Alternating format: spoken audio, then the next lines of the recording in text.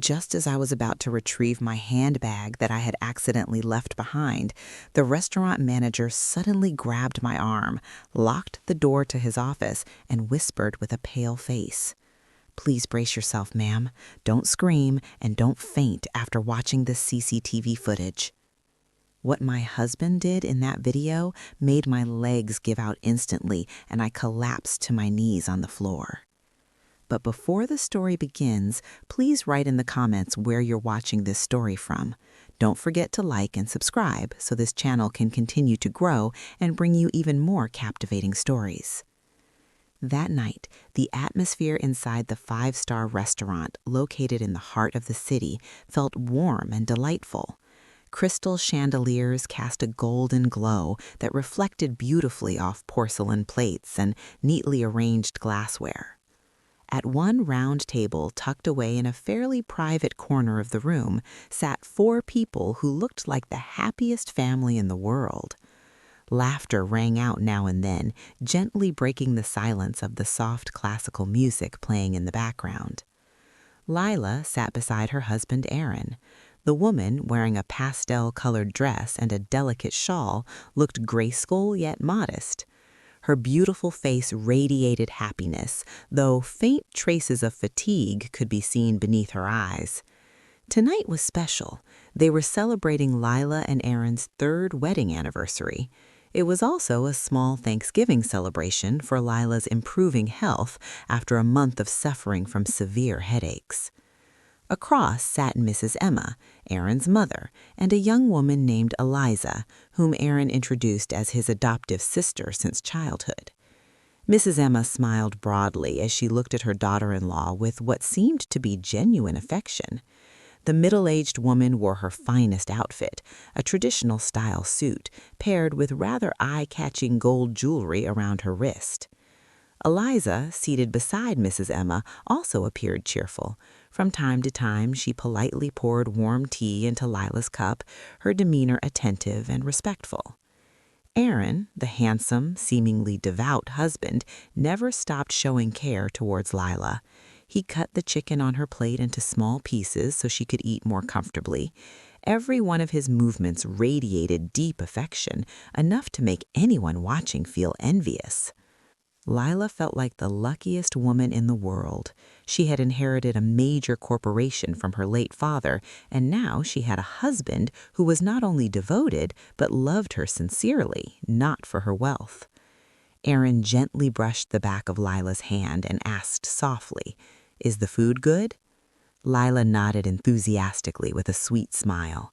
She said the food was delicious, but what made everything taste even better was the presence of the people she loved around her. Mrs. Emma chimed in, praising Lila as a good wife who deserved all this happiness. Eliza added that she truly admired the harmony in her adoptive brother's marriage.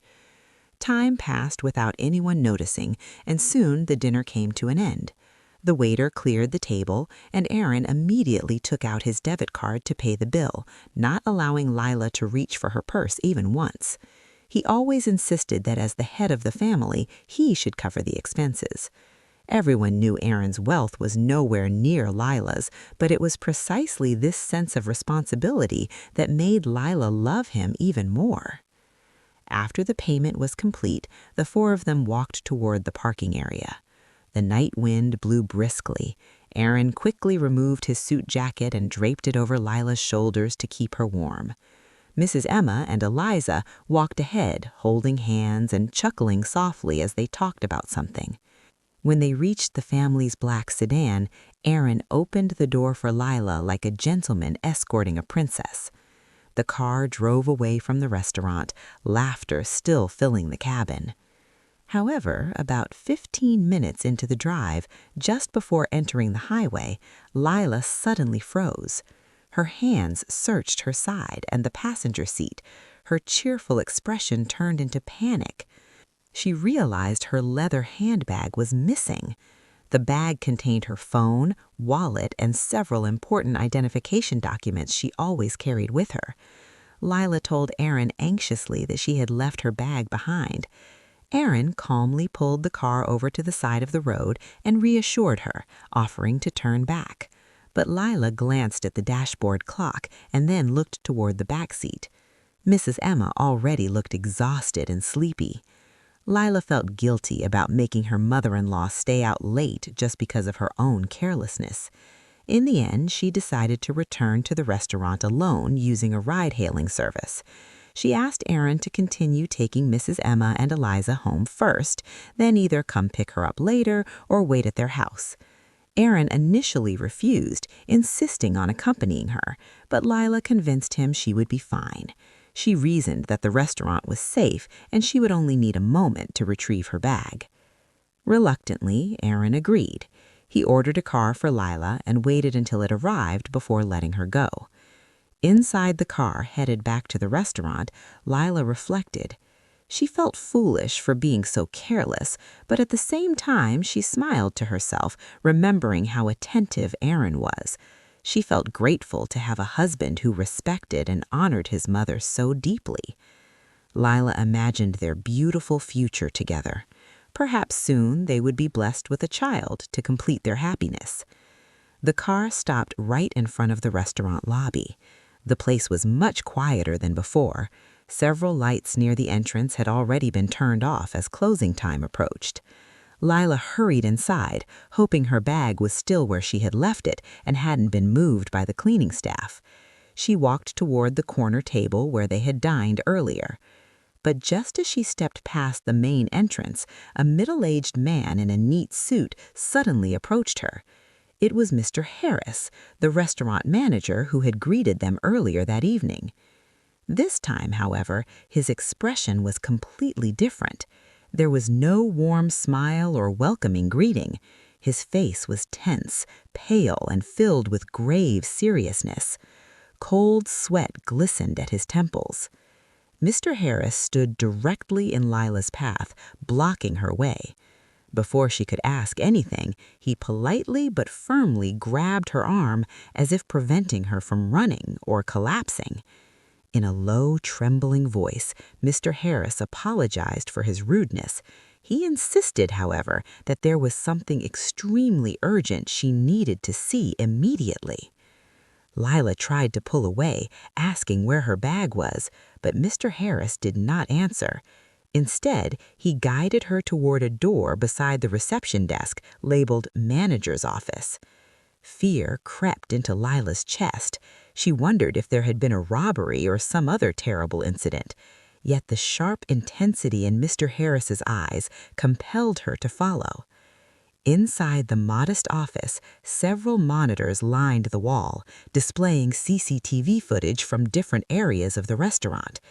Mr. Harris locked the door behind them. The sound of the lock clicking sent Lila's heart racing. She stepped back cautiously and asked in a trembling voice what was going on and why she had been brought into a locked room. Mr. Harris took a deep breath, steadying himself before speaking. He looked Lila directly into his eyes and told her that he needed to show her something recorded by the surveillance cameras at her table. He asked Lila to pray silently, to strengthen her heart, and to promise not to scream or faint after watching what would appear on the screen. He warned her that what she was about to watch would change her entire perception of the people she had just shared dinner with. With slightly trembling hands, Mr. Harris pressed a key on the keyboard. Lila stood frozen before the desk, her eyes fixed on the biggest monitor in the room. The black and white footage showed Table 12, our table, from about 20 minutes earlier before we left. A timestamp appeared in the corner. Mr. Harris explained that during a routine check of the surveillance system, he noticed suspicious behavior at that table. He asked Lila to focus on the moment when she had excused herself to go to the prayer room before we left. In the footage, Lila's chair was empty. Only Aaron, Mrs. Emma, and Eliza remained at the table. At first, their interaction looked normal. But seconds after Lila disappeared from the camera's view, Aaron's demeanor completely changed. The warm smile that always adorned his face vanished, replaced by a cold, calculating expression. Aaron glanced to the left and right, making sure no staff members were watching. Lila held her breath as she saw her husband quickly reach for Lila's handbag. Her heart nearly stopped. On the screen, Aaron opened the bag skillfully as if he knew exactly where everything was. He pulled out a small white bottle. Lila recognized it immediately. It was her bottle of vitamins and iron supplements, something she took every night on her doctor's advice due to her frequent dizziness. On the monitor, Aaron unscrewed the bottle cap. Without hesitation, he poured all the original capsules onto a tissue he had prepared on his lap, then crumpled the tissue containing the genuine vitamins and slipped it into the pocket of his suit jacket.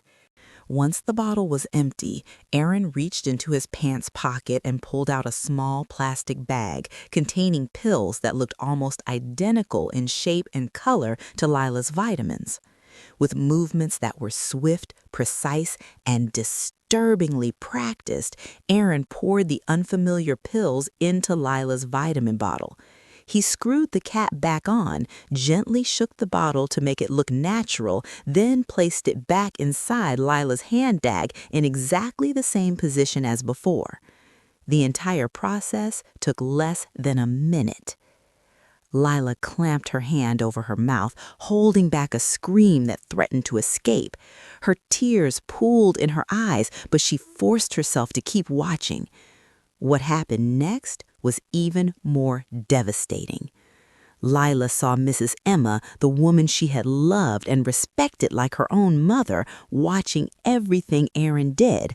Instead of stopping him or reacting with shock, Mrs. Emma covered her mouth and burst into muffled laughter. Her shoulders shook as she laughed. Then she did something that made Lila's blood boil. The older woman tilted her head, rolled her eyes, and waved her hands erratically, mocking the movements of someone mentally unstable. She pointed at Lila's empty chair while continuing the grotesque imitation. Elisa, the sweet adoptive sister, leaned in close to Aaron's ear. Though the CCTV footage had no sound, her lip movements and facial expression clearly showed approval. She even patted Aaron on the shoulder proudly, as if congratulating him on the success of a well-executed plan. The three of them then lifted their glasses and shared a small toast. Just seconds before Lila reappeared on the screen, returning from the prayer room. The video ended. The monitor went dark. Silence filled Mr. Harris's office, heavy and suffocating. The only sounds were the low hum of the air conditioner and Lila's ragged breathing. Lila felt her world collapse. Her legs went weak, and she nearly crumpled to the floor if not for her grip on the sturdy wooden desk in front of her. Nausea surged in her body. Her head spun. The sense of betrayal cut deeper than any physical wound.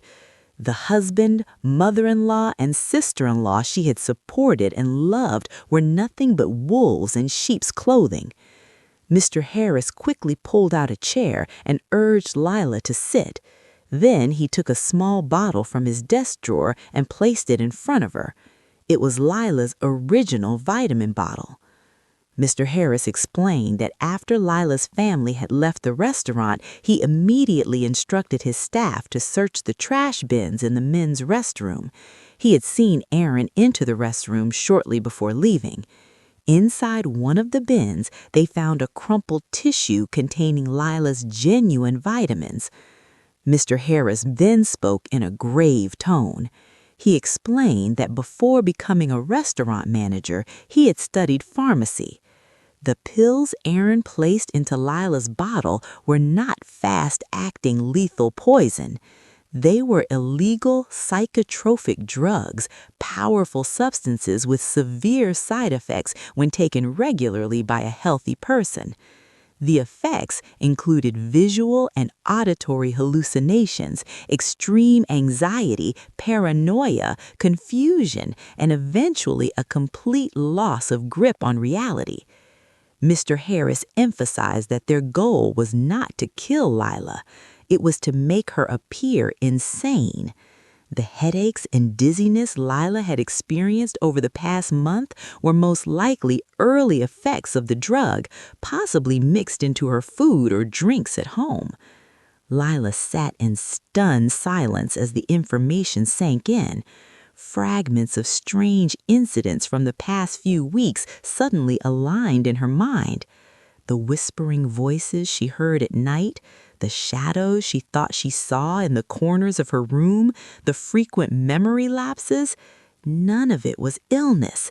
It was chemical manipulation administered by the man who slept beside her every night. Aaron wanted her to lose her sanity. And then Lila understood the motive. If she were declared mentally incompetent, medically or legally, the management rights to her company and her late father's entire inheritance would automatically transfer to her closest legal guardian, her husband. They wanted her wealth without having to become murderers. The plan was meticulous and monstrously cruel. Suddenly, Lila's phone, lying on the desk, vibrated violently. "My husband" flashed across the screen. Aaron's smiling profile picture stared back at her. Lila looked at the phone with hollow eyes, filled with hatred and disgust. She didn't want to answer. She wanted to run, to scream, to go straight to the police. But Mr. Harris caught her hand before she could end the call. He slowly shook his head. He warned her not to act impulsively. If Lila confronted them now without solid preparation, they could deny everything, destroy evidence, and if Lila had already consumed the drug earlier, she could easily be dismissed as unstable or hysterical. Her position would be weak in the eyes of the law without concrete proof beyond the CCTV footage. Mr. Harris urged Lila to answer the call and act as normal as possible. She had to begin the greatest performance of her life. She had to pretend she knew nothing. She had to make them believe their plan was working. Only then could she gather more evidence and turn the tables when the time was right. Lila took a deep breath, wiped her tears roughly, and adjusted her voice so it wouldn't tremble. She pressed the green button and lifted the phone to her ear. Aaron's voice came through, filled with fake concern that now sounded utterly revolting. He asked if Lila had found her bag and whether she needed him to pick her up. Lila replied in a voice she deliberately made weak but calm. She said the bag had been found at the reception desk. She told him she was waiting for a taxi and that he didn't need to worry. She ended the call quickly before her emotions exploded. Lila looked at Mr. Harris and nodded firmly. Mr. Harris handed her the original vitamin bottle and told her to keep it safe as comparative evidence. He also reminded her to take the bottle currently inside her bag, the one filled with hallucinogenic drugs, but never, under any circumstances, to consume it. Lila retrieved her handbag, which Mr. Harris had secured in the lower drawer of his desk. She hugged it tightly, not out of fear of losing her belongings, but as a shield. That night, Lila walked out of Mr. Harris's office no longer as a naive, fragile wife. She walked out carrying a blazing fire of rage in her chest, perfectly hidden behind a calm expression. The war had begun, and Lila swore she would not let them win. The taxi stopped in front of the 2-story house where Lila had lived with Aaron. The house looked grand and elegant, with a small garden in front, a symbol of success and marital happiness to outsiders. But tonight, it no longer felt like a home. It felt like a stage, a massive, cold stage filled with traps waiting to devour her alive. Lila paid the driver and stood silently before the front door, taking a deep breath to steady her heart rate. She had to go inside, face the people who wanted to destroy her, and pretend she knew nothing. She unlocked the door with her spare key. The living room was quiet. The main lights were dimmed, leaving a warm, subdued glow. Aaron emerged from the kitchen with a wide smile, as if no crime had been committed just hours earlier. He welcomed Lila with a warm embrace, a gesture that once made her feel loved, but now sent a shiver of revulsion down her spine. He asked gently, "Do you feel better now that you got your bag back?" Lila forced a thin smile and nodded, saying she was just a little tired from going back and forth to the restaurant. Aaron guided her to the living room sofa. He picked up a glass of warm water already prepared on the table beside the vitamin bottle Lila had seen in the CCTV footage. Aaron took the bottle, shook out a single pill, and placed it in Lila's palm. He said she should take her vitamins so her head wouldn't hurt again in the morning. He reminded her in a voice full of affection that her health was his priority. Lila stared at the tiny pill. That small object was the weapon her husband was using to slowly steal her sanity.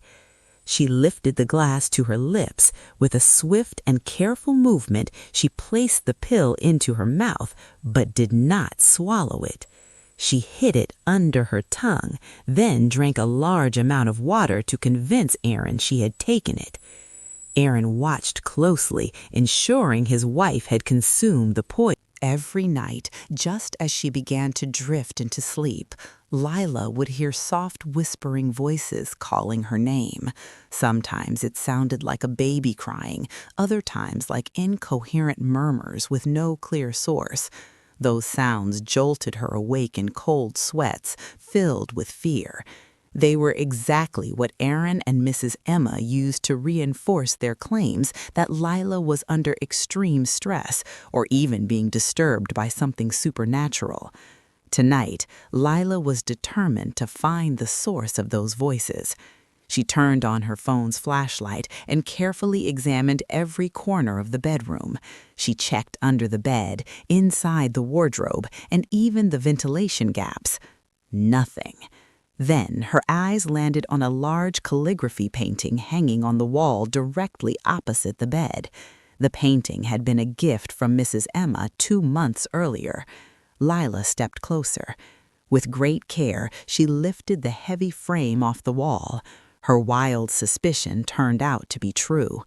Attached to the back of the wooden frame was a small black box with a faintly blinking red indicator light.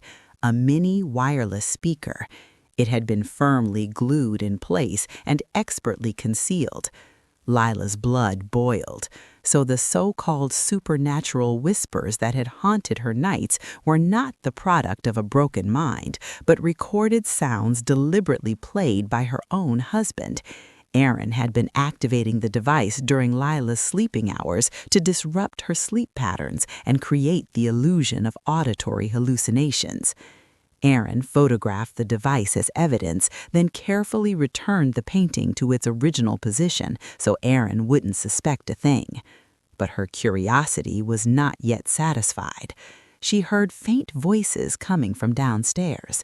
Barefoot and moving silently, Lila slipped out of the bedroom. She descended the staircase with extreme caution, avoiding the wooden steps that usually creaked. The house was dark, but a dim light glowed from the living room. As Lila got closer, the sound of conversation between Aaron and Eliza became clearer. Her heart pounded violently. Fear of being discovered warred with her need to know the truth. Lila hid behind the partition wall separating the family room from the living room. Through a decorative gap in the cabinet, she could see Aaron and Eliza sitting side by side on the sofa. They were far too close, far beyond what would be normal between adoptive siblings.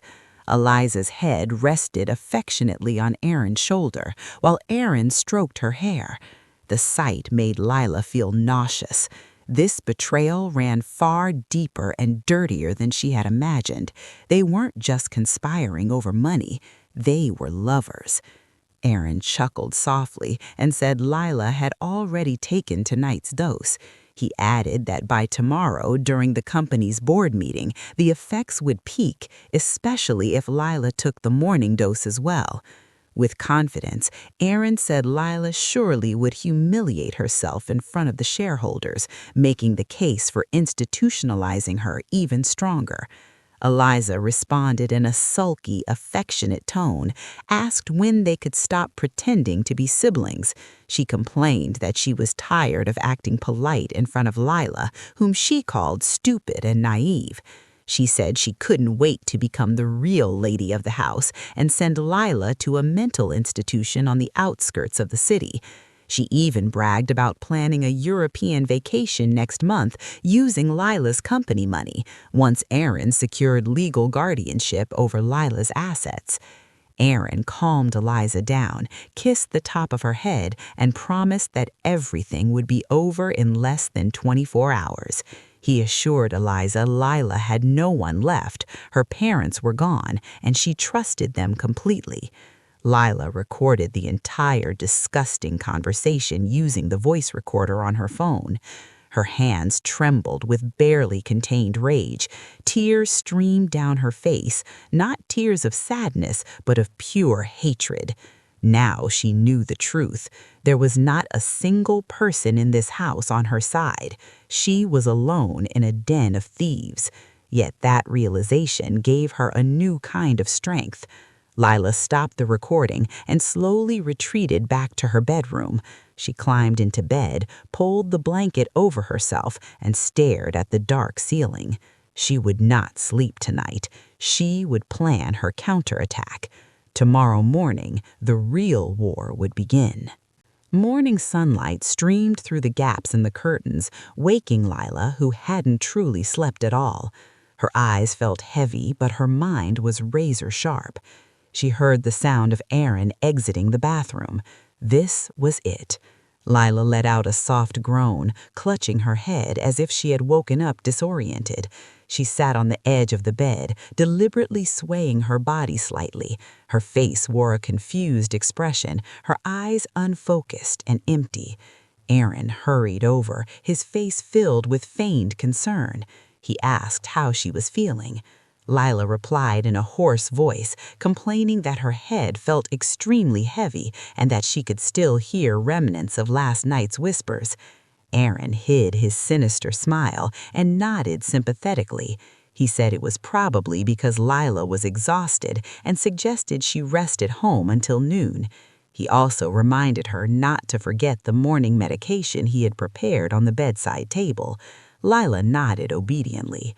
After making sure Lila took the pill, again using the trick of hiding it under her tongue, Aaron said he needed to take Mrs. Emma to the market and run a few errands. He said he would be back before lunch to prepare for the company meeting that afternoon. Lila felt a wave of relief when she heard the sound of Aaron's car leaving the driveway. The moment the car disappeared from view, Lila jumped out of bed. The dizziness she had pretended to feel vanished instantly. She grabbed her phone and called Andrew, the young lawyer trusted by her late father, who had long handled the company's legal affairs.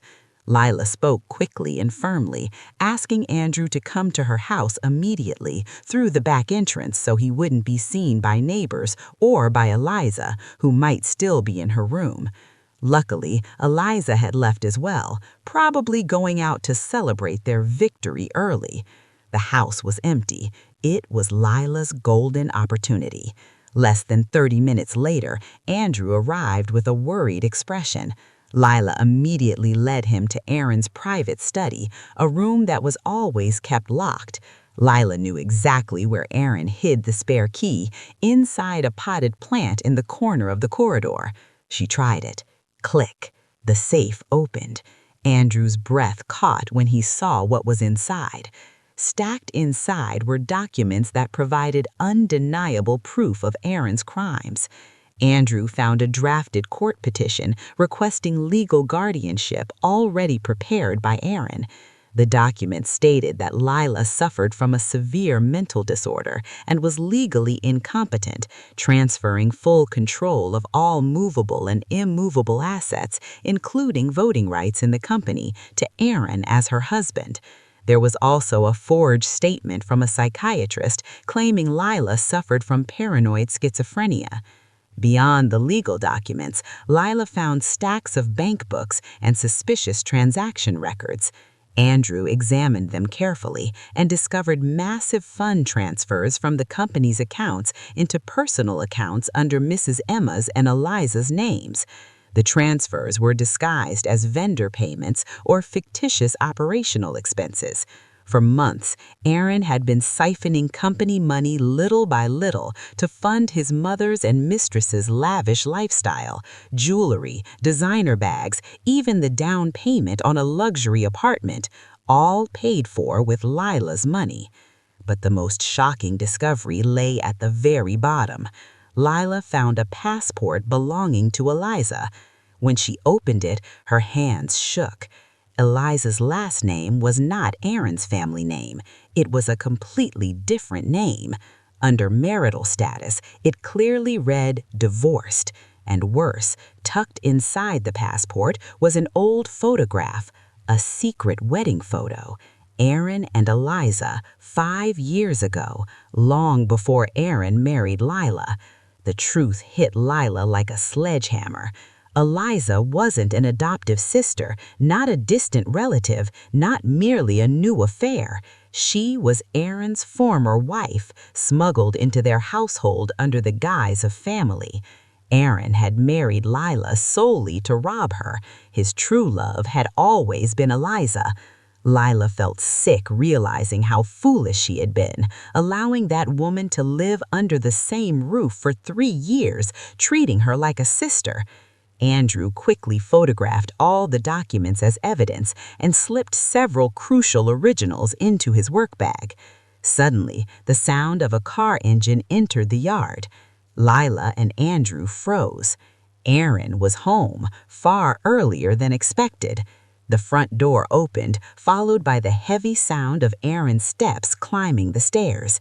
Andrew's face went pale. There was no way he could leave through the front door without running into Aaron. Lila quickly gestured for Andrew to hide inside the large wardrobe in the corner of the study, the one usually used to store Aaron's old suits. Andrew slipped inside just seconds before the study's doorknob turned. The smile she forced onto her face looked empty and confused. In a faint voice, she told him that she had heard whispering voices telling her to come in here to look for Adam. She said she felt terribly lonely and frightened being alone in the bedroom.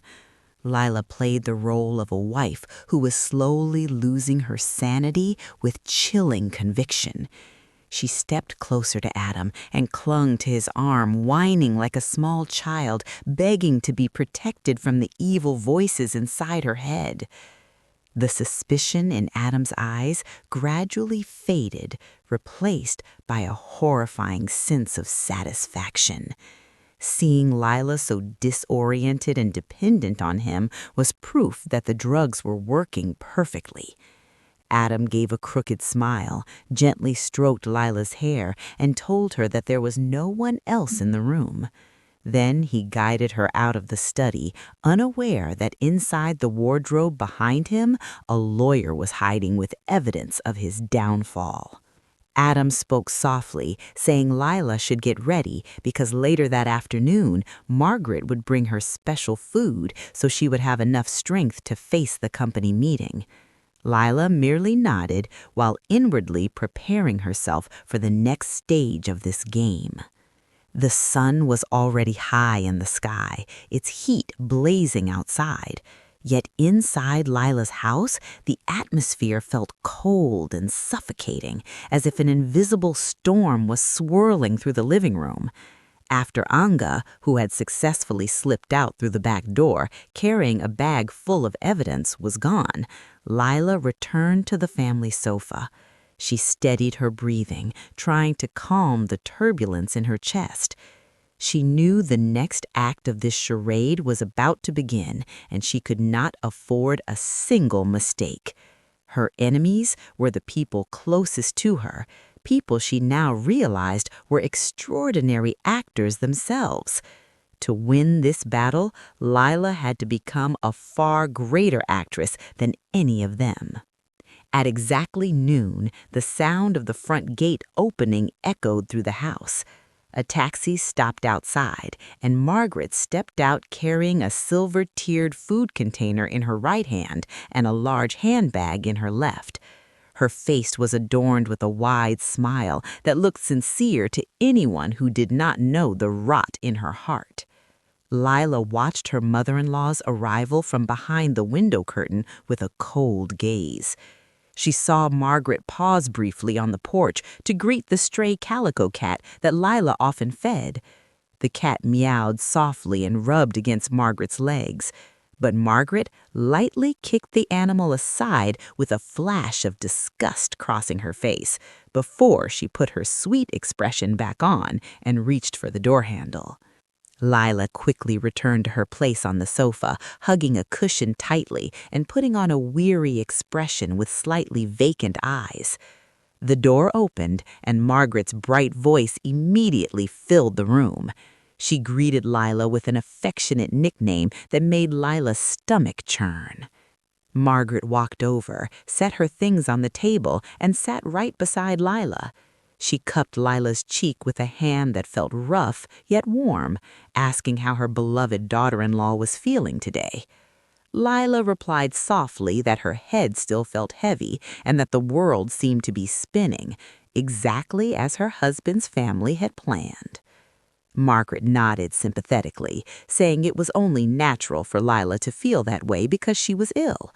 Then she opened the food container. The rich, spicy aroma of goat curry instantly filled the room. It was Lila's favorite dish. In the past, Lila would have been delighted by this, believing it to be a sign of her mother-in-law's affection. But today, the smell of the curry felt like the scent of death. Lila knew this lunch was a crucial part of Adam's plan. The shareholders' meeting would be held later that afternoon, and they needed Lila to be disoriented, hallucinating, or at least semi-conscious so Adam could take over the meeting under the pretext of her deteriorating mental health. With practice ease, Margaret fetched a plate from the kitchen and served rice with the steaming goat curry. The sauce was thick and golden, the meat tender, but Lila was sure hidden within that delicious broth was a dose of illegal medication far stronger than the pills from the night before. Margaret handed the plate to Lila, coaxing her to eat so she would have energy. She claimed she had cooked it since dawn just for Lila, so her mind would be calmer and she would no longer hear strange voices. Her sweet words sounded like the hiss of a venomous snake. Lila accepted the plate hesitantly. She had to find a way to get rid of the food without being caught. She couldn't refuse outright. Margaret would surely insist, even force-feed her under the guise of concern. Thinking quickly, Lila clutched her stomach and winced. She told Margaret she felt nauseous eating in the stuffy living room and asked if she could eat out on the back porch for some fresh air. Margaret studied her for a moment with a probing gaze, then finally nodded. She even offered to bring Lila a glass of cold water. Lila did not waste the opportunity. The moment Margaret disappeared into the kitchen, Lila hurried to the glass door to the back porch. The calico cat that had been kicked earlier was sitting there, waiting for leftovers. With trembling hands but swift movements, Lila dumped the entire plate of curry into the cat's food bowl in the corner. The hungry cat devoured the curry greedily. Lila wiped the plate clean, leaving only faint traces of sauce around the edges to make it look like she had eaten everything. Then she sat down on the rattan chair, regulated her breathing, and put on a satisfied expression. Moments later, Margaret returned with a glass of iced water. She smiled broadly when she saw Lila's empty plate. A look of undisguised satisfaction spread across the older woman's face. She praised Lila for eating so well and said the medicine in the curry would surely start to work soon. Lila smiled faintly. In her heart, she agreed. The medicine would work, but not on her. 15 minutes passed. Lila and Margaret were still chatting on the porch when Margaret began asking about the safe in Adam's study, casually probing whether Lila knew the combination. Lila pretended to be forgetful and confused. Suddenly, their conversation was cut short by a horrifying noise. The calico cat abruptly leapt into the air as if stung by something unseen. It landed awkwardly and began running wildly, crashing into walls, flower pots, and chair legs. Its meowing turned into a long, heart-wrenching scream. Its eyes bulged, pupils dilating until they nearly swallowed the whites. The poor animal spun in circles, chasing its own tail at an unnatural speed, before collapsing and convulsing on the floor. White foam spilled from its mouth. Margaret screamed and jumped on a chair, her face drained of all color. Her body shook violently, not just from shock, but from knowing exactly what she was witnessing. She knew the horrific reaction happening to the cat was supposed to happen to Lila. The dose she had mixed into the curry was far too strong, even for a human, let alone a small animal. Terror crept into Margaret's heart. What if Lila had eaten it and died on the spot? Their plan would collapse, and they could be charged with murder. Lila, still seated calmly, looked at Margaret with an innocent, puzzled expression. She asked why the cat was acting so strangely, as if it were possessed or under some kind of curse. She even stepped closer to the animal, which was now weak and twitching, and suggested it might have eaten something poisonous outside. Her words struck Margaret like a knife.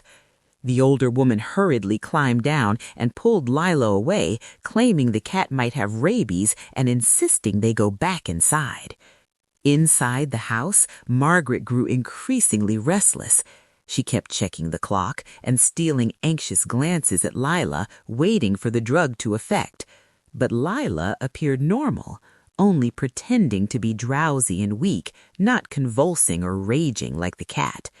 This confused Margaret, but she dared not ask questions. Perhaps the effects are different on humans, she told herself. Not long after, Adam returned home with Alicia. Adam walked in confidently, wearing an expensive suit he had bought with Lila's credit card. He shot his mother a questioning look. Margaret gave a subtle nod, signaling that the lunch mission was completed. Adam smiled in satisfaction. He approached Lila, stroked her hair, and told her that it was time to get ready to go to the office. He told her she needed to attend the meeting for formality and assured her that he would handle everything if she felt unable to speak. Lila obeyed quietly. She allowed Alicia to help her choose an outfit. Alicia deliberately picked clothes in dull colors and wrapped a shawl loosely and carelessly around Lila's head, making her look disheveled in front of the investors. Lila stared at her reflection in the mirror as Alicia adjusted the shawl with a mocking smile. In that reflection, Lila saw the eyes of a warrior ready to draw her sword. She let them dress her like a broken. The journey to the family-owned corporate tower felt unbearably long and oppressive. Inside the luxury car driven by a private chauffeur, the silence was heavy enough to suffocate. Adam sat beside Lila, gripping her hand tightly, playing the role of the most devoted and protective husband in the world. Yet Lila could feel the coldness of his palm, the thin layer of sweat betraying his nerves. Adam was anxious, yet thrillingly excited. In the front seat sat Elise, occasionally glancing into the rearview mirror, exchanging meaningful looks with Adam. Margaret did not come along. Still shaken by the incident with the cat, she chose to stay home and wait for news of victory. The car stopped at the main lobby of a towering skyscraper in the city's business district. Lila stepped out with deliberately dragging steps, leaning her full weight on Adam's arm. Employees and security staff watched her with mixed expressions: pity, discomfort, and quiet judgment. The rumors about Lila's mental health had clearly been spread carefully by Adam and his allies over the past few weeks. The woman who had once been known as elegant, sharp, and authoritative now appeared lost, vacant-eyed, and slightly disheveled. To them, it was proof enough that Lila was no longer fit to lead the company. Adam guided her into the private executive elevator. Inside the moving steel box, he leaned in and whispered that Lila should remain calm and say nothing during the meeting. She only needed to sit quietly and nod if asked. He added that a private doctor was already waiting in the conference room, ready to administer extra vitamins by injection if Lila suddenly felt dizzy. Lila knew exactly what that meant. A high-dose sedative meant to knock her unconscious instantly if she stepped outside Adam's script. The elevator doors opened on the top floor. They walked down a thickly carpeted corridor toward the main boardroom.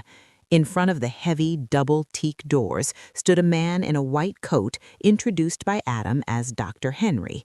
He carried a medical bag and looked at Lila with a calculating gaze, like a butcher assessing livestock.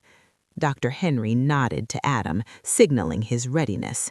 Lila lowered her head, hiding the flash of fury in her eyes. The boardroom doors opened. Cold air conditioning and the aroma of expensive coffee washed over them. Around a massive oval table sat more than a dozen influential figures: shareholders, commissioners, and division directors. Their faces were tense, serious. The room fell silent the moment Lila and Adam entered. All eyes turned to Lila. Some were sympathetic, others openly dismissive. Adam confidently guided Lila to the chair at the head of the table, the seat of the chief commissioner. He then took the chair to her right, a position normally reserved for the deputy director. Dr. Henry sat in an extra chair in the corner, alert and waiting. Adam opened the meeting in his deep, authoritative baritone, full of carefully crafted concern. He thanked the shareholders for attending, then, with a sorrowful expression, began describing Lila's condition. With great regret, he said, his wife was currently suffering from a serious mental health disorder. He threw around complex medical terms, fabricated stories of hallucinations, paranoia, and emotional instability, conditions that he claimed endangered the company if leadership remained in Lila's hands. Whispers rippled around the room. Several attendees nodded, as if confirming the rumors they had already heard. Adam continued, stating that in order to save the company from collapse due to irrational decision-making, he, her lawful husband and closest guardian, was formally requesting temporary control of all Lila's authority and voting rights through a legal guardianship mechanism.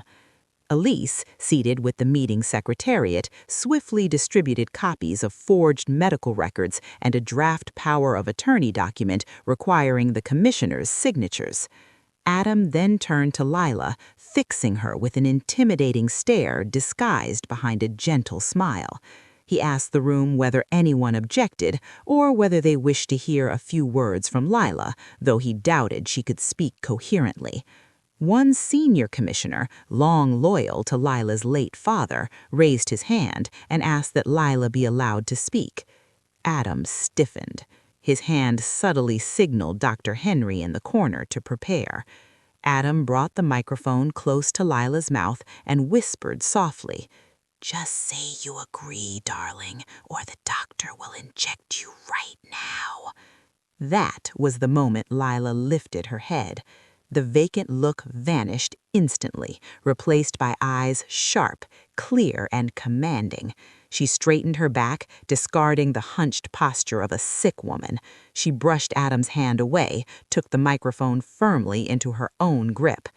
The sudden transformation made Adam flinch in shock. Dr. Henry, about to rise, froze under Lila's piercing gaze. Lila spoke, her voice loud, steady, and unmistakably sane. "Good afternoon, ladies and gentlemen. Thank you for your concern regarding my health. However, I must correct one fatal falsehood that my husband has just presented." She paused, letting tension flood the room. Adam began to sweat, his face drained of color. He tried to interrupt, claiming Lila was having an episode and delusional. He ordered Dr. Henry to restrain the patient. Dr. Henry rushed forward with a syringe, but before the needle could touch Lila's skin, the boardroom doors burst open. Andrew entered, flanked by two uniformed police officers and Mr. Harris, the restaurant manager. Lila arose from her seat, staring calmly at Adam, who was now trembling. "I'm not the one who needs a doctor, Adam. You're the one who needs a lawyer." She turned toward the shareholders. "And you all deserve to see who the real parasite is, who has been feeding off this company from the inside." "Andrew," she said, "please turn on the projector." A large white screen descended behind her. Adam lunged toward the laptop to pull the cable, but the police blocked his path. He was trapped in the very web he had spun himself. Lila smiled faintly, a cold smile of victory. This decisive meeting was not the end of Lila. It was the end of her husband's filthy performance. The projector hummed loudly as it powered on. In the suffocating silence of the boardroom, bright white light struck the screen, casting Lila's silhouette upright, immovable. Adam, restrained by the officers, stood frozen, his face ashen. He wanted to scream, to stop it, but his throat felt sealed shut. Cold sweat beaded on his forehead, soaking into the collar of his expensive suit. He knew exactly what was coming, a past he believed forever buried. Lila signaled Andrew. Andrew nodded and pressed play. The first video appeared, CCTV footage from the restaurant where they had once dined together. The clarity was undeniable. Faces were unmistakable. The shareholders leaned forward, ears narrowed, watching closely. On the screen, the family dinner looked harmonious. Lila stood up and walked toward the prayer room. And then, Adam looked left and right like an amateur thief before swiftly grabbing Lila's handbag. A collective gasp rippled through the room as they watched Adam empty Lila's vitamin bottle and replace its contents with unfamiliar pills pulled from his pocket. The act was deliberate, cold, calculated. The image of the loving, concerned husband shattered completely. What remained was a man poisoning his own wife. The video continued. Margaret's face filled the screen, digitally zoomed in by forensic experts hired by Andrew. The supposedly devout older woman laughed openly, mocking Lila by imitating the gestures of a mad person. Elise stood beside her, clapping Adam on the shoulder for approval. The footage was silent, but their body language screamed conspiracy. The boardroom exploded in murmurs of outrage and disbelief. Some commissioners shook their heads in disgust, staring at Adam like he was filth clinging to the sole of their shoes. The truth had finally arrived, and there was no escaping it. Adam tried to defend himself amid the chaos. He shouted with a hoarse, trembling voice, desperately trying to convince everyone that the video was nothing more than a computer fabrication.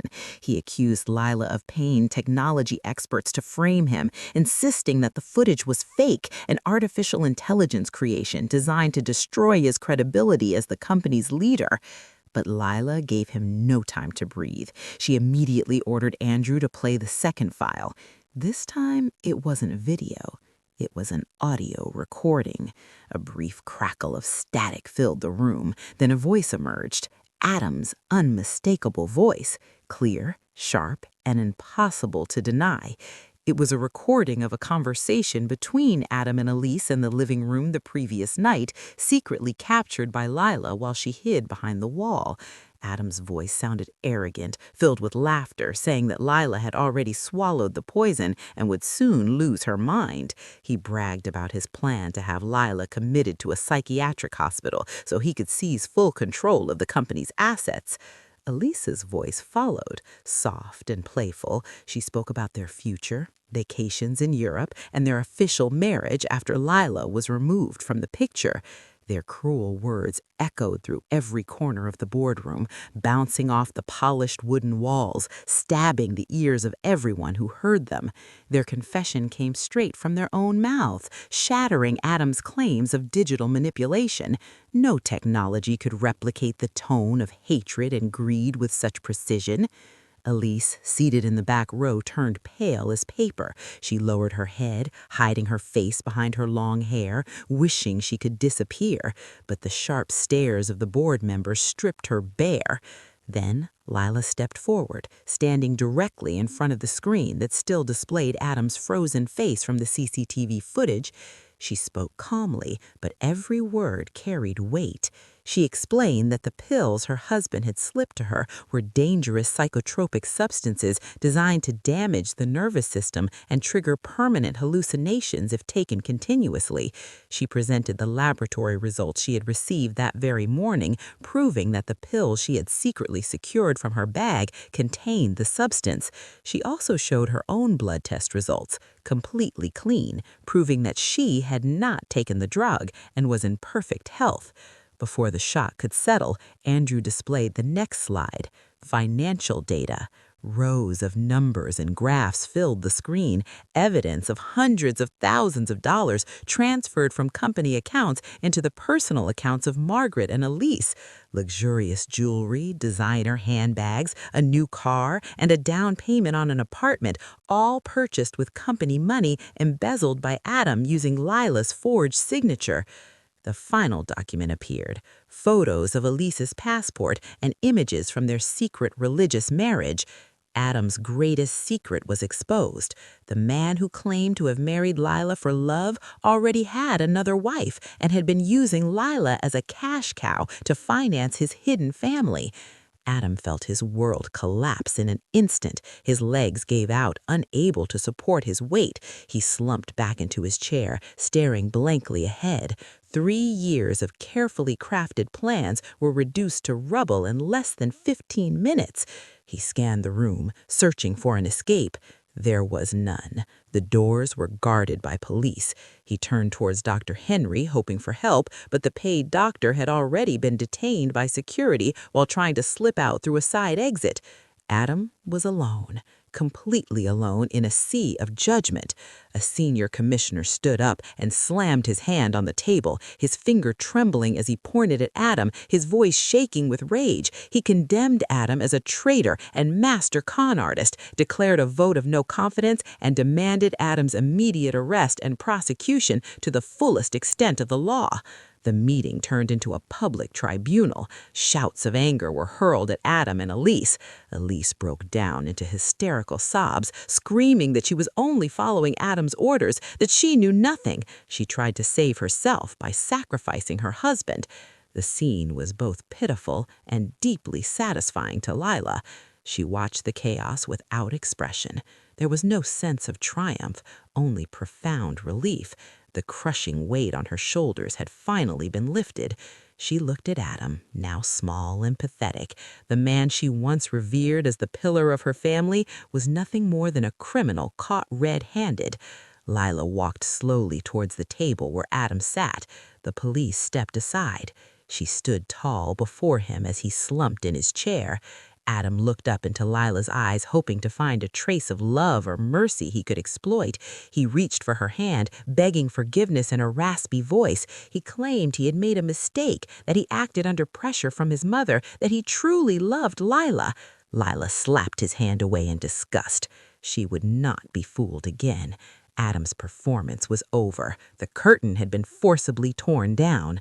Lila leaned close to his ear and whispered so only he could hear. She said something that made Adam's eyes widen, wider than when he first saw the CCTV footage. She told him the game wasn't truly over. She reminded him of a small detail from earlier that day, a trivial thing he had overlooked, blinded by his own ego. Her whisper was like a key unlocking the gates of hell for Adam, a final surprise, carefully prepared as the elegant dessert of her revenge. Adam sat frozen, processing Lila's words as they slipped into his ear like an icy wind. Her words spun in his mind, colliding with the growing chaos in the room.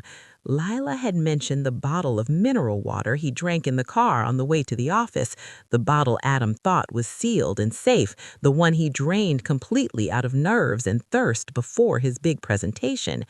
Lila stepped back, watching him with a thin, knowing smile.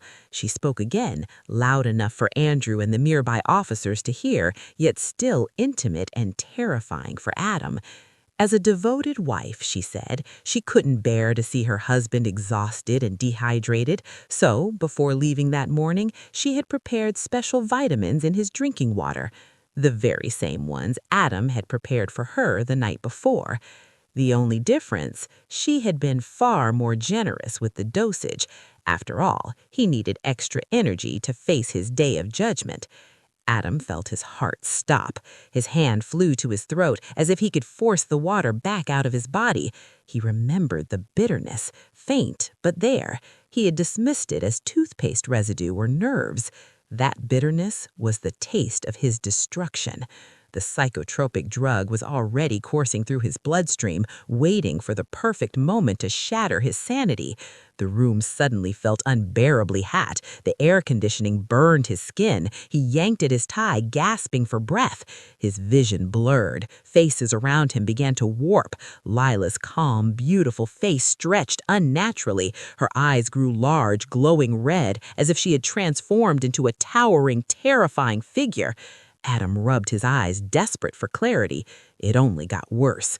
The drug worked faster than expected. He had taken it on an empty stomach under extreme stress. Violent visual hallucinations assaulted him. The shareholders turned into fanged monsters ready to tear him apart. The long conference table writhed like a massive serpent coiling around his body. The floor swayed violently as if struck by a massive earthquake. The room was perfectly still. Adam screamed. He leapt from his chair, crashing into the officers restraining him. He screamed about demons trying to devour him. He pointed at Lila with trembling fingers, shrieking that she was a witch summoning evil spirits. The attendants backed away in fear. They saw nothing Adam saw. Only a grown man losing his mind, screaming at empty space, terrified of his own shadows. Adam collapsed onto the floor, crawling, clutching his head. He babbled incoherently, confessions tangled with madness. He screamed for his mother, begged her to chase away the black cats he saw swarming his legs. He shouted about money, about safes, about his plan to poison Lila. Everything spilled out, foaming from his mouth. The hallucinations forced the truth from him. How ironic. The nightmare he had designed for Lila was now consuming him at the exact place and time he had planned for her. Elise panicked as she watched Adam unravel. She tried to flee towards the emergency exit, but her trembling legs betrayed her. She slipped and fell, and the police immediately snapped handcuffs around her wrists. She wailed as she watched her secret husband roll on the floor like a man possessed. For everyone in the room, it was the ultimate proof. Adam, not Lila, was the unstable one. Dr. Henry, now in custody himself, could only shake his head. As a doctor, he recognized the symptoms instantly, acute overdose from the hallucinogenic drug he had illegally prescribed to Adam. There was no instant antidote. Adam would have to endure the nightmare until the drug burned out of his system naturally. Hours. Maybe days. The doctor lowered his shame, fully aware that his career was over.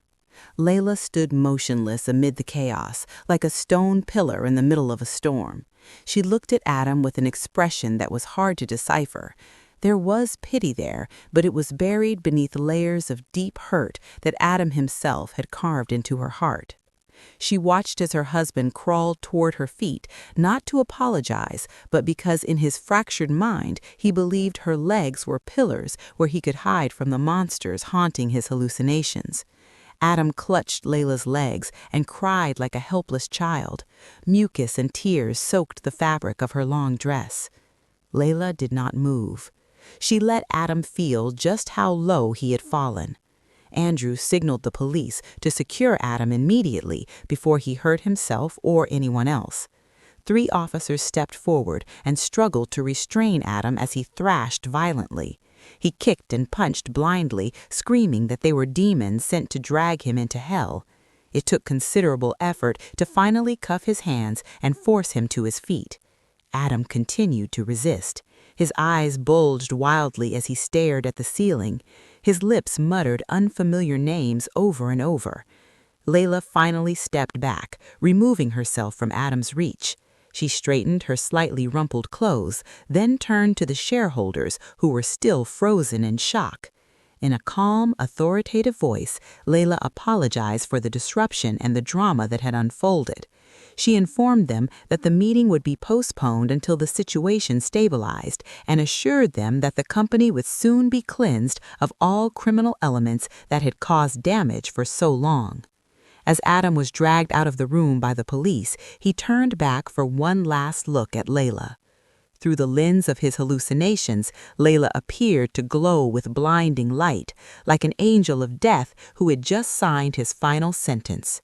Adam let out a long, piercing scream. A scream of absolute despair echoed through the building's corridors, marking the end of a career, an ambition, and the sanity of a man who had been too greedy for the world and forgotten about karma. Lila exhaled deeply after the boardroom doors closed, taking Adam's screams with them. Silence returned. Andrew gently patted Lila's shoulder in quiet support.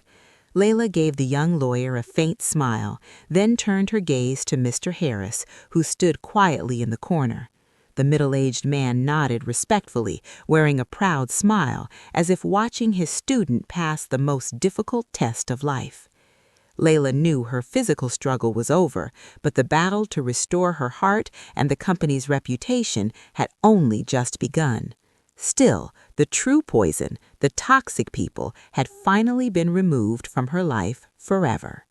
The chaos in the boardroom slowly faded after Adam and Elise were forcibly taken away by the authorities. The echo of Adam's hysterical screams lingered in the air, leaving a deep sense of discomfort behind. Lila remained standing, staring at the double doors that had just closed. Her tense shoulders gradually relaxed. She took a deep breath, inhaling the scent of freedom mixed with the residue of tension. Around her, the shareholders and board members sat in silence, trying to process the criminal drama that had just unraveled before their eyes. No one dared speak until Lila turned to face them one by one, her gaze calm yet commanding. Andrew quickly took charge of the technical details. He instructed security to open the windows and turn on all the lights to dispel the gloomy atmosphere. Efficiently, he distributed copies of the authentic documents proving that Lila was the sole legal owner of the company and fully mentally sound. Lila addressed the room once more, apologizing again for the disturbance and assuring everyone that company operations would resume normally the following morning. She emphasized that a comprehensive audit would be conducted immediately to trace every dollar Adam had embezzled. Lila's professionalism and resilience instantly restored investor confidence. Those who had doubted her now looked at her with renewed respect. One by one, they shook her hand, offered their support, and condemned Adam's actions. Meanwhile, in another part of the city, a false sense of peace still enveloped the luxurious home where Margaret waited for good news. The middle-aged woman lounged comfortably on the living room sofa, sipping warm, sweet tea and nibbling on cookies. Her feet were propped up on the coffee table, a crude habit she never dared indulge in when Lila was home. Her face glowed with satisfaction as she imagined her son confidently leading the meeting after successfully having that foolish daughter-in-law committed to a mental institution. In her mind, Margaret was already planning her next shopping spree. She wanted to buy the diamond jewelry set she had seen at the exhibition and maybe renovate her bedroom to rival the master suite Lila had occupied. She glanced at the wall clock. The meeting should have been over by now. She reached for her phone, intending to call Adam or Elise to hear their victory report. Before her finger touched the screen, a loud crash thundered from the front door. Not a polite knock, but violent pounding accompanied by commanding shouts ordering the occupants to come out. Margaret's heart dropped. The teacup slipped from her hand and shattered on the floor, spilling sticky brown liquid onto the expensive carpet. A wave of dread washed over her, though her ego refused to accept it. She assumed it was debt collectors looking for Adam. With trembling steps and an irritable scowl, Margaret walked to the front door, ready to scold whoever dared disturb her comfort. But the moment she opened it, her insults died in her throat. 3 uniformed police officers stood before her, accompanied by 2 plainclothes officers. Behind them, a patrol car flashed blue lights, drawing curious neighbors out of their homes. Margaret staggered back, her face draining of color. "Is there a problem?" she asked shakily. "Why are the police at the home of a respectable woman?" One officer presented an arrest and search warrant. He explained firmly that Margaret was being arrested on suspicion of conspiracy to commit attempted murder, fraud, corporate embezzlement, and criminal collusion with Adam and Elise. Margaret screamed hysterically. She rejected the accusations outright, shouting that she was a devout religious woman who regularly attended study groups and would never commit such atrocities. She cried loudly, trying to manipulate the police's sympathy. The police remained unmoved. They entered the house and began a thorough search. In Margaret's bedroom, officers found irrefutable evidence, luxury jewelry boxes hidden in her dresser drawers with receipts bearing Lila's company name. They also discovered several bottles of herbal medicine laced with sedatives, the remnants of mixtures she had frequently given Lila. Most damning of all, in the kitchen trash, officers found rat poison packaging and leftover cat food identical to what had been discovered in the dead cat behind the house. Apparently, the household assistant, who had arrived earlier that afternoon, had seen the carcass and reported it to the neighborhood security guard, becoming an additional witness. Margaret was dragged out of the house in handcuffs, thrashing and screaming insults at Lila, calling her an ungrateful daughter-in-law. The neighbors, once dazzled by Margaret's fake wealth, now stared at her with disgust and mockery. The shame burned far worse than the steel cuffs biting into her wrists. She was shoved into the police car like a common criminal. Her dream of a life drenched in luxury shattered in an instant, replaced by visions of cold prison bars. At the police station, Lila arrived with Andrew to provide additional testimony. She saw Elise being interrogated behind one-way glass. The young woman who once appeared fashionable and arrogant now looked utterly broken. Her makeup smeared with tears, her hair tangled, her eyes swollen. When Elise saw Lila pass, she jumped up and pounded on the glass, screaming for help. She begged Lila to withdraw the charges, claiming she had only followed Adam's orders, that she had been threatened, that she wanted to warn Lila but was too afraid. Lila gave her a brief, emotionless glance and walked away. She knew they were crocodile tears. Elise had been the mastermind behind the vacations and financial embezzlement, just as cruel as Adam. Then Andrew delivered news that crushed the suspects even further. All of Adam's assets, including his car under installment, personal bank accounts, and shady investments, had been officially frozen. Civil lawsuits had also been filed to seize Margaret's and Elise's personal assets to compensate the company for losses totaling millions of dollars. They wouldn't just rot in prison, they'd be left penniless. No money for elite lawyers, no money for favors, no money for comfort behind bars. That night, Lila returned to her large home. It was empty, silent. No more Margaret's fake laughter, no more Elise's sugary whining, no more Adam's manipulative greetings. Lila sat on the living room sofa where she had been lied to so many times. She looked around the now vast, quiet space. At first, loneliness crept in, but slowly it was replaced by an overwhelming sense of peace. She felt like someone who had finally recovered from a deadly chronic illness. Layla closed her eyes and let the tears fall, not because she was grieving the loss of a husband, but as a release, an emotional exhale after years of silent suffering. Tonight, for the first time in 3 years, Layla slept peacefully. No fear, no whispers from the walls, no sleeping pills. She slept wrapped in the truth she had fought for and finally won. A month had passed since the great storm tore through Layla's married life. Time, though slow, had begun to heal wounds no one could see. The city returned to its relentless rhythm, and the name Adam Ardiansha and his family briefly dominated local headlines as the most disgraceful family fraud scandal of the year.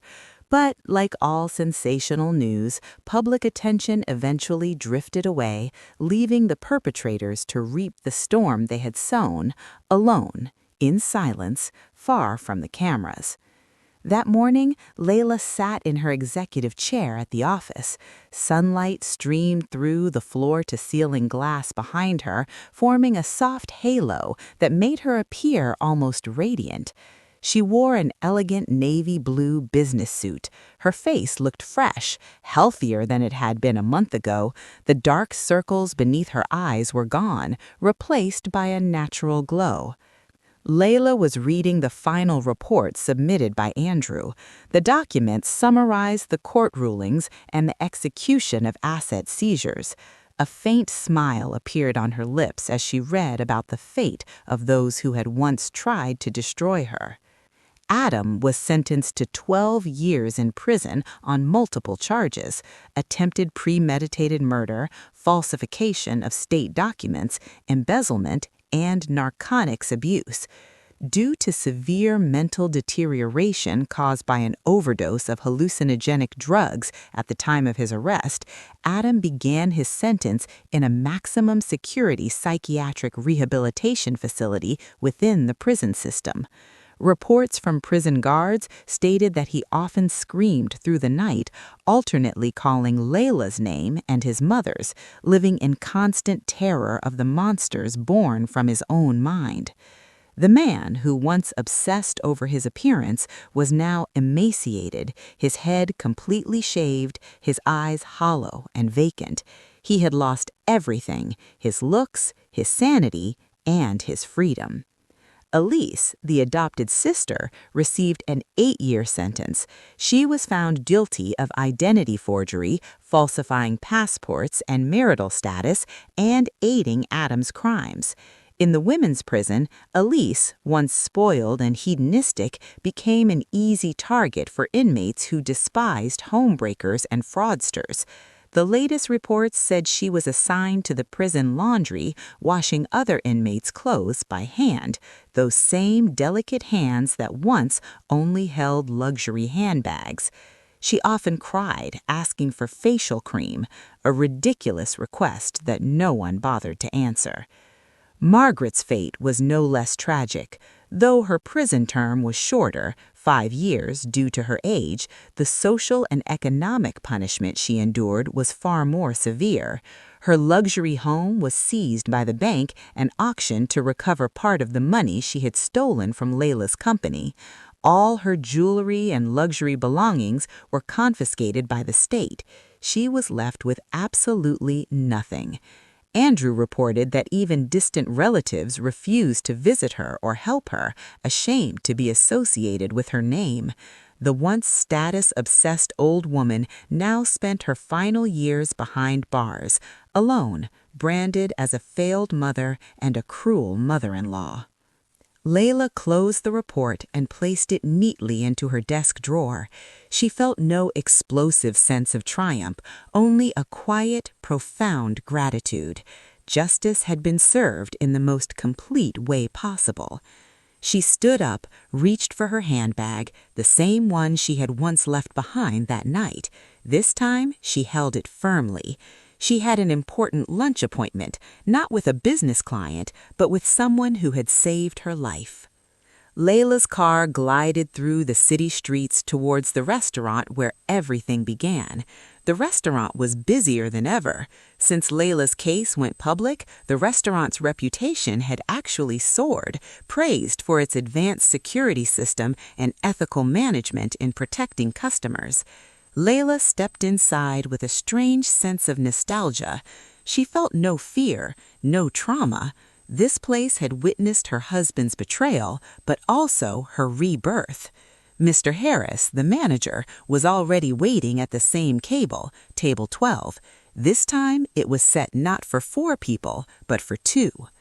Mr. Harris greeted Layla with a warm, genuine smile, not the polite smile of a manager to a customer, but the smile of a friend.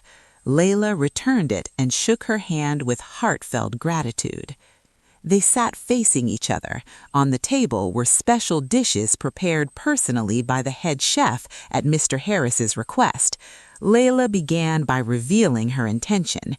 She pulled out a thick envelope, not cash, but notarized documents. Layla explained that she had just purchased a majority stake in the restaurant from the previous owner who was retiring, and as the new owner, her very first decision was to appoint Mr. Harris as chief operating officer, along with a significant minority share. She wanted him to run the restaurant completely. She trusted him more than anyone. Mr. Harris was stunned, his eyes filling with tears.